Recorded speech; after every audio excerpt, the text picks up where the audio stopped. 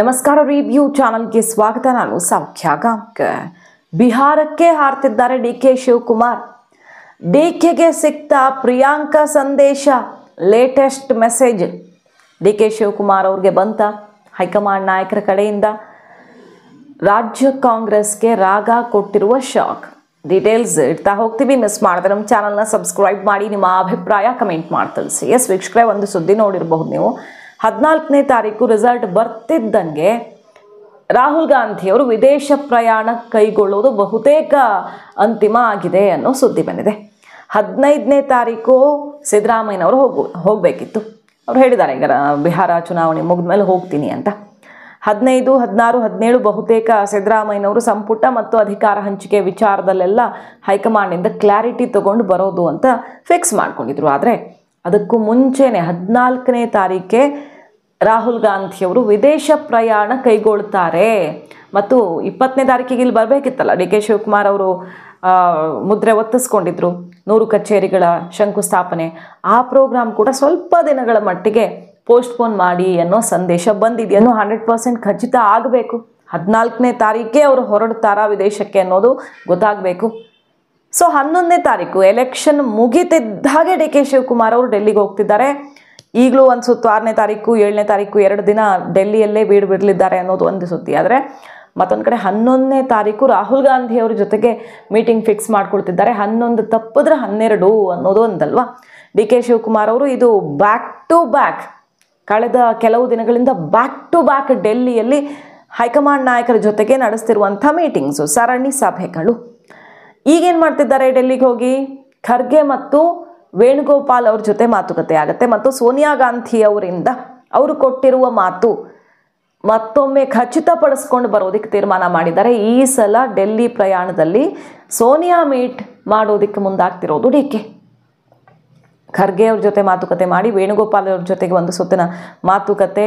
ಈ ಅಧಿಕಾರ ಹಂಚಿಕೆಯ ಮಾತುಕತೆ ಆದಾಗ ನೀವು ಸಾಕ್ಷಿಯಾಗಿದ್ರಿ ಅನ್ನುವಂಥ ವಿಚಾರ ನೆನಪಿಸಿ ಸೋನಿಯಾ ಗಾಂಧಿ ಅವ್ರನ್ನ ಮೀಟ್ ಮಾಡ್ಕೊಂಡು ಬರೋದು ಪ್ಲ್ಯಾನ್. 2 ದಿನಗಳ ಕಾಲ ಡೆಲ್ಲಿಲಿ ಇರ್ತಿದ್ದಾರೆ. ಸುಮ್ಮನೆ ಆ ಕೆಲಸ ಈ ಕೆಲಸ ಅಂದರೆ ಒಂದು ದಿನದಲ್ಲಿ ವಾಪಸ್ ಆಗ್ತಾರೆ. 2 ದಿನಗಳ ಕಾಲ ಅಲ್ಲೇ ಠಿಕಾಣಿ ಹೂಡ್ತಿರೋದ್ರ ಸೀಕ್ರೆಟೇ ಸೋನಿಯಾ ಗಾಂಧಿ ಅವ್ರ ಜೊತೆಗೆ ಮೀಟಿಂಗು ಅನ್ನೋದು ಗೊತ್ತಾಗ್ತಿರೋ ವಿಷಯ. ಈಗ ಸೋನಿಯಾ ಗಾಂಧಿ ಅವರು ಅಭಯ ಕೊಟ್ಟಿರೋದು ಗೊತ್ತಿರೋದೆ. ಆ ವಿಚಾರ ಓಪನ್ ಆಗಿ ಹೇಳ್ಕೊಂಡಿದ್ದಾರೆ. ಆಪ್ತರ ಬಳಿ ಅವ್ರು ಹೇಳ್ಕೊಂಡೇ ಬಿಟ್ಟಿದ್ದಾರೆ, ಬೆಳಗಾವಿ ಅಧಿವೇಶನಕ್ಕೆ ನಾನು CM ಆಗೇ ಹೋಗೋದು. ಸೋನಿಯಾ ಗಾಂಧಿಯವರು ರಾಹುಲ್ ಒಪ್ಪಿಸುವಂಥ ಅಭಯವನ್ನೇ ಕೊಟ್ಟಿದ್ದಾರೆ ಅಂತ. ಈಗ ಪ್ರಿಯಾಂಕಾ ಗಾಂಧಿಯವರಿಂದ ಸಂದೇಶ ಬಂದಿದೆಯಾ ಹಾಗಾದರೆ ಡಿ ಕೆ ಶಿವಕುಮಾರ್ ಅವ್ರಿಗೆ?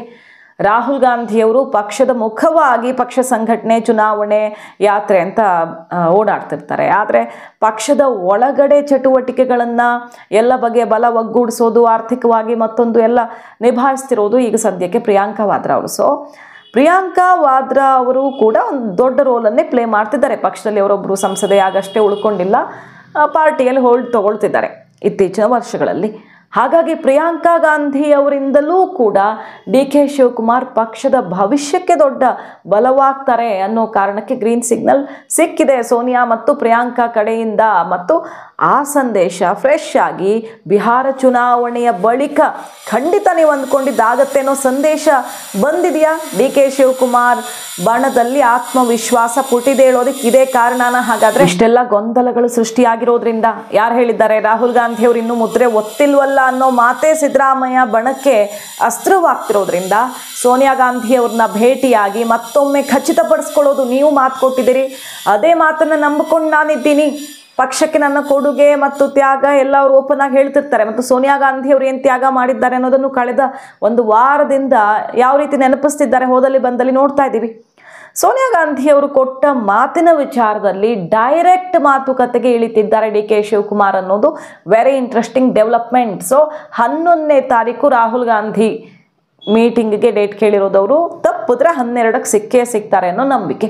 ಇದುವರೆಗೂ ಬಹಳಷ್ಟು ದಿನಗಳಿಂದ ಅದು ಆಗಿಲ್ಲ, ಸಾಧ್ಯವಾಗಿಲ್ಲ. ಸೊ ರಾಹುಲ್ ಗಾಂಧಿ ಅವ್ರನ್ನ ಅಂತಿಮವಾಗಿ ಭೇಟಿಯಾಗಬೇಕು ಅನ್ನೋದು ಡಿ ಕೆ ಶಿವಕುಮಾರ್ ಅವರ ತಯಾರಿ. ಅದಕ್ಕೂ ಮುನ್ನ ಸೋನಿಯಾ ಗಾಂಧಿ ಅವ್ರ ಜೊತೆಗೆ ಅಂತಿಮ ಸುತ್ತಿನ ಮಾತುಕತೆ. ಸಿದ್ದರಾಮಯ್ಯ ಕ್ಯಾಂಪ್ ಈಗ ಕ್ಷಣಕ್ಕೂ ಎಲ್ಲರೂ ಅದೇ ಪ್ರಶ್ನೆ ಕೇಳೋದ್ರಿಂದಾಗಿ ಇರಸುಮುರುಸು ಆಗ್ತಿದ್ದಾರೆ. ಮೀಡಿಯಾಗಳ ವಿರುದ್ಧ ಯಾವ ರೀತಿ ಸಿಡಿಮಿಡಿಗೊಡ್ತಿದ್ದಾರೆ ಮುಖ್ಯಮಂತ್ರಿಗಳೆಲ್ಲ ನೋಡ್ತಾ ಇದ್ದೀವಲ್ಲ. ಈಗಿರೋ ಟೆನ್ಷನ್ ಏನಪ್ಪ ಅಂದರೆ, ಅಕಸ್ಮಾತ್ 14ರ ರಾತ್ರಿ ವಿದೇಶಕ್ಕೆ ಹಾರೇ ಬಿಟ್ರೆ ರಾಹುಲ್ ಗಾಂಧಿ ಅವರು ಕಥೆ ಏನು ಮುಂದೆ? ಮತ್ತದೇ ಗೊಂದಲ ಮುಂದುವರಿಯುತ್ತೆ. ಸಿದ್ದರಾಮಯ್ಯನವ್ರಿಗೆ ಮೀಟಿಂಗಿಗೆ ಅವಕಾಶ ಸಿಗಲ್ಲ, 15ಕ್ಕೆ ಅವ್ರು ಹೋಗೋದು. ಸಂಪುಟ ಮತ್ತೆ ಈ ವಿಚಾರದಲ್ಲಿ ಕ್ಲಾರಿಟಿ ತಗೊಳ್ಬೇಕು, ಅದಾಗಲ್ಲ. 22ಕ್ಕೆ ಬರ್ತಾರೆ. 26, 24 ಅಂದ್ಕೊಂಡು DK ಶಿವಕುಮಾರ್ ಅವರು ಪ್ರಮಾಣ ವಚನದ ಡೇಟ್ ಫಿಕ್ಸ್ ಮಾಡ್ಕೊಂಡು ಕೂತಿದ್ದಾರೆ. ಹಾಗಾಗಿ ಸಿದ್ದು ಬಣದಲ್ಲಿ ಮತ್ತೆ ಟೆನ್ಷನ್ ಜೋರಾಗತ್ತೆ. ಒಂದು ಕ್ಲಾರಿಟಿ ಸಿಗದೆ ಈ ಪರಿಸ್ಥಿತಿ ಕೆಲವು ದಿನಗಳ ಕಾಲ, ಒಂದು ವಾರ ಆದರೂ ಮುಂದಕ್ಕೆ ಹೋಗ್ಬಿಡತ್ತೆ. ಇಲ್ಲೆಲ್ಲ ತಯಾರಿ ಹೆಂಗಿದೆ ಅಂದರೆ, ರಾಹುಲ್ ಗಾಂಧಿ ಅವರು ಶಂಕುಸ್ಥಾಪನೆ, 100 ಕಚೇರಿಗಳ ಶಂಕುಸ್ಥಾಪನೆ, ಬೇರೆ ಬೇರೆ ಕಾರ್ಯಕ್ರಮಕ್ಕೆ ಬರ್ತಾರಲ್ಲ, 19 ಕಾಲದಿದ್ರು ಒಂದು ವಾರ ಬಿಟ್ಟಾದರೂ ಫಿಕ್ಸ್ ಆಗಬಹುದು. ಬಂದಾಗ ಶಕ್ತಿ ಪ್ರದರ್ಶನ ಸಂಘಟನೆಗಳ ಮೂಲಕ ಸಿದ್ದರಾಮಯ್ಯನವರ ಬೆನ್ನಿಗೆ ಯಾವ ರೀತಿ ಸಮುದಾಯಗಳಿವೆ ಅಂತೆಲ್ಲ ಶಕ್ತಿ ಪ್ರದರ್ಶನ ಮಾಡೋದಕ್ಕೆ ತಯಾರಿಯಾಗಿದೆ. ಅಷ್ಟರ ಮಟ್ಟಿಗೆ ಸಂಘಟನೆಗಳು ಸಜ್ಜಾಗಿವೆ ಅಂದರೆ ಅದು ಗೊತ್ತಾಗುತ್ತೆ ನಮಗೆ ಯಾವ ರೀತಿ ಪಕ್ಷದೊಳಗಡೆ ಸ್ಟ್ರೆಸ್ ಬಿಲ್ಡ್ ಆಗಿದೆ ಅಂತ. ಸಿದ್ದರಾಮಯ್ಯನವ್ರಿಗೆ ಈಗ ಇಷ್ಟು ವರ್ಷ ಆದಮೇಲೆ ತನ್ನ ಶಕ್ತಿ ಏನು ಅಂತ ಹೈಕಮಾಂಡ್ಗೆ ಮತ್ತೆ ಮನವರಿಕೆ ಮಾಡಿಕೊಡುವಂಥ ಸಂದಿಗ್ಧತೆ ಸೃಷ್ಟಿಯಾಗಿರೋದಂತೂ ಕ್ಲಿಯರ್ ಕಟ್ಟಾಗಿ ಕಾಣಿಸ್ತಿದೆ. ಬಿಹಾರಕ್ಕೂ ಹಾರಲಿದ್ದಾರೆ DK. ನಾಳೆನೇ ಹೋಗೋದು ಅಂತಾಗಿತ್ತು ಬಿಹಾರಕ್ಕೆ. ಈಗ ಫಸ್ಟ್ ಫೇಸು, ಸೆಕೆಂಡ್ ಫೇಸು ಬೇರೆ ಬೇರೆ ಕಡೆ ಇರೋದ್ರಿಂದಾಗಿ 2ನೇ ಹಂತದ ಚುನಾವಣೆಗಾದರೂ ಅವರು ತಯಾರಿಗೆ ಕೈ ಜೋಡಿಸೋದಕ್ಕೆ ಹೋಗಬಹುದು ಅನ್ಸುತ್ತೆ. ಫಸ್ಟ್ ಫೇಸ್ಗೆ ಏನಾಗಲ್ವಲ್ಲ. ಇನ್ನು ಡೆಲ್ಲಿಗೆ ಹೋಗ್ತಿದ್ದಾರೆ ಅವರು. ನಾಳೆ 6ನೇ ತಾರೀಕು ಬಿಹಾರಕ್ಕೆ ಹೋಗ್ತಾರೆ ಅಂತ ಹೇಳಲಾಗ್ತಿತ್ತು. ಈಗ ಸದ್ಯ ಸ್ವಲ್ಪ ಗೊಂದಲ ಇದೆ. ಅವರು ಡೆಲ್ಲಿಲಿ 2 ದಿನ ಇದ್ದು ಅಲ್ಲಿಂದಾನೇ ಹೋಗ್ತಾರಾ ಅಥವಾ ಸ್ವಲ್ಪ ಲೇಟಾಗಿ ಹೋಗ್ತಾರಾ ಅಂತ. DK ಶಿವಕುಮಾರ್ ಅವರು ಬಿಹಾರಕ್ಕೂ ಹೋಗ್ತಿದ್ದಾರೆ. ಅಂದರೆ ಎಲೆಕ್ಷನ್ ಹೊತ್ತಲ್ಲೆಲ್ಲ ತುಂಬ ಬ್ಯುಸಿ ಇರ್ತಾರೆ ನಾಯಕರು. ಅಖಾಡ ಅಷ್ಟು ಬಿಸಿ ಏರಿರೋ ಹೊತ್ತಲ್ಲಿ ಸುಮ್ಮನೆ ಅಲ್ಲ, ಅಲ್ಲಿ ಹೋಗಿ ಕರ್ನಾಟಕದ ಇತ್ಯರ್ಥ ಮಾಡಿಕೊಡಿ ಅಂತ ಕೇಳಿಬಿಡೋಕ್ಕಾಗತ್ತೆ ಅಂತಲ್ಲ.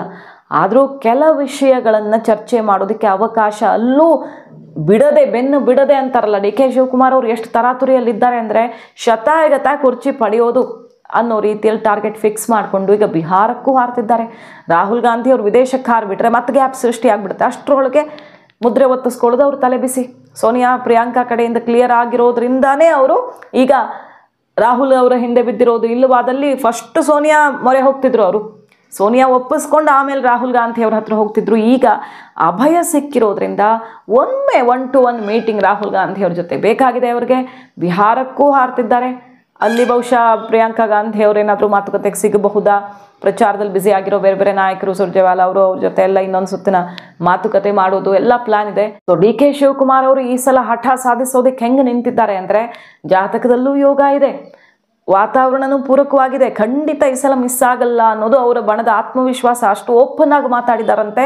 ಬೆಳಗಾವಿ ಅಧಿವೇಶನಕ್ಕೆ ನಾನು CM ಆಗಿ ಹೋಗೋದು, ನವೆಂಬರ್ ಕ್ರಾಂತಿ ನಡೆಯುತ್ತೆ, ಅದನ್ನು ತಪ್ಪಿಸೋಕೆ ಯಾರಿಂದಲೂ ಸಾಧ್ಯವಿಲ್ಲ ಅಂತ ಅಷ್ಟು ಆತ್ಮವಿಶ್ವಾಸದಲ್ಲಿ ಮುನ್ನುಗ್ತಿದ್ದಾರೆ. ಸಿದ್ದು ಬಣ ಕೂಡ ಕೌಂಟರ್ ಕೊಡೋದಕ್ಕೆ ರೆಡಿ ಆಗಿದೆ. ಕಾದು ನೋಡಬೇಕು.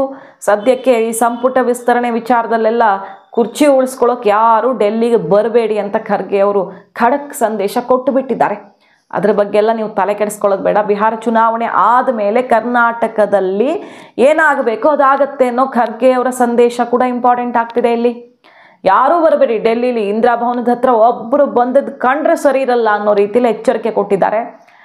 ಎಲೆಕ್ಷನ್ ರಿಸಲ್ಟು ಆಗ್ತಿದ್ದಂಗೆ ಕರ್ನಾಟಕ ಫಸ್ಟ್ ಪ್ರಯಾರಿಟಿ ನಮ್ಮದು. ಯಾಕಂದರೆ ಅಧಿಕಾರ ಇರುವಂಥ, ಅದರಲ್ಲೂ ಸ್ಟ್ರಾಂಗ್ ಆಗಿರುವಂಥ ರಾಜ್ಯ ಆಗಿರೋದ್ರಿಂದ ಇಲ್ಲಿ ಇನ್ನೇನು ಗೊಂದಲ ಇರಲ್ಲ. ಡೋಂಟ್ ವರಿ, ಎಲ್ಲ ಸರಿ ಮಾಡ್ತೀವಿ, ನಿರ್ಧಾರ ಆಗಿದೆ ಅನ್ನೋ ಸಂದೇಶ ಕೊಟ್ಟಿದ್ದು ಮತ್ತಷ್ಟು ಢವ ಜಾಸ್ತಿ ಆಗಿದೆ. ಈಗ ಮಾಹಿತಿ ಇಷ್ಟ ಆಗಿದ್ರೆ ಮಿಸ್ ಮಾಡಿದ್ರೆ ನಮ್ಮ ಚಾನಲ್ನ ಸಬ್ಸ್ಕ್ರೈಬ್ ಮಾಡಿ, ನಿಮ್ಮ ಅಭಿಪ್ರಾಯ ಕಮೆಂಟ್ ಮಾಡಿ ತಿಳಿಸಿ. Thank you.